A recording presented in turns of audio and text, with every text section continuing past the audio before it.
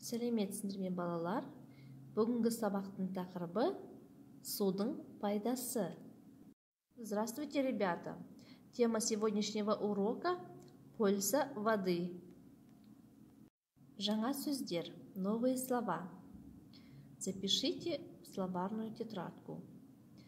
Көмектесші, помоги.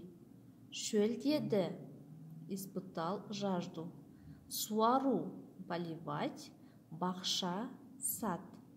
Тағы да бір қайталап шығайық. Көмектесші, помоги. Шөлдеді, испытал жажду. Суару, поливать, бақша, сад. Жалғауларды қайталау. Повторим окончание. Мен бақша суардым, я поливал сад. Сен бақша суардың, ты поливал сад. Сіз бақша суардыңыз, вы поливали сад. Ол бақша суарды, он либо она поливал сад. Оқылым, чтение. Екінші тапсырма, мәтінді рөлге бөліп оқыңдар. Второе задание. Прочитайте текст по ролям. Адам бақша өсірді. Человек вырастил сад. Бақша шөлдеді. Сад хотел пить. Адам суға. Человек в воде.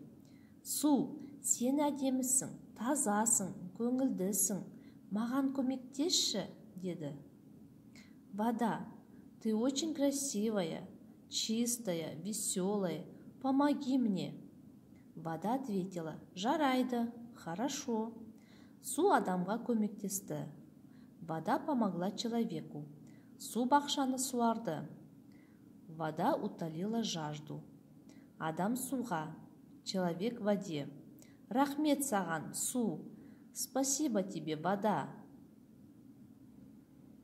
Айтылым, устная работа. Үшінші тапсырма. Суреттерді пайдаланып жауап бер.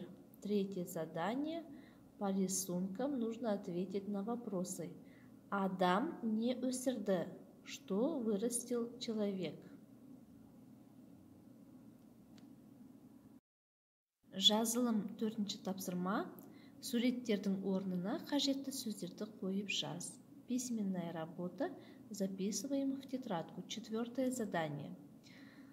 Вместо картинок нужно поставить правильные слова. Например, Адам бақша өсірді. Человек вырастил сад. Адам жеміс көкөніс өсірді. Человек вырастил овощи.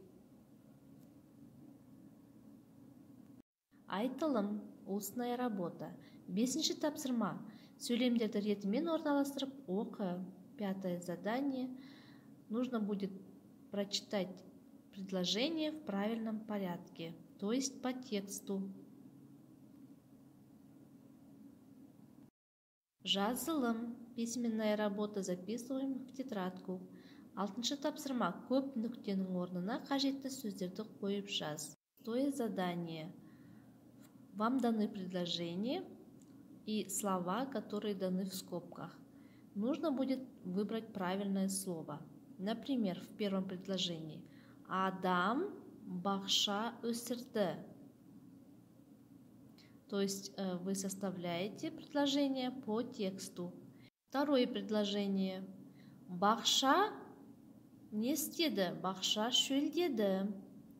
Третье предложение. Су бақшаны суарды. Правильно будет. Су адамға не істеді? Көмектесті. Айтылым, устная работа. Жетінші тапсырма. Сұрақтарды пайдаланып, диалог құрыңдар. Седьмое задание. По вопросам нужно будет составить диалог. Су кімге көмектесті? Вода кому помог? Адам не өсірді? Человек что вырастил? Су нені суарды? Вода кого напоил? Адам суға неге рахмет айтты? Почему человек в воде сказал спасибо? Кел жаттайық. Давайте учить. Су тіршіліктің көзі, су өмірдің өзі. нужно будет выучить. Есте сақта, запомните. Адам бақша өсірді, человек вырастил сад. Бақшаны суарды, он поливал сад. Адам суға рахмет айтты. Вода человеку сказала спасибо. Үйге тапсырма, домашнее задание. Жаңа сөздерді жаттау. Кәнеки тағы да бір қайталап шығайық. Давайте еще раз повторим. Көмектесші, помоги, шөлдеді, испытал жажду, суару, поливать, бақша, сад. Нужно будет выучить новые слова. Осымен сабағымыз аяқталды. Сау болыңдар.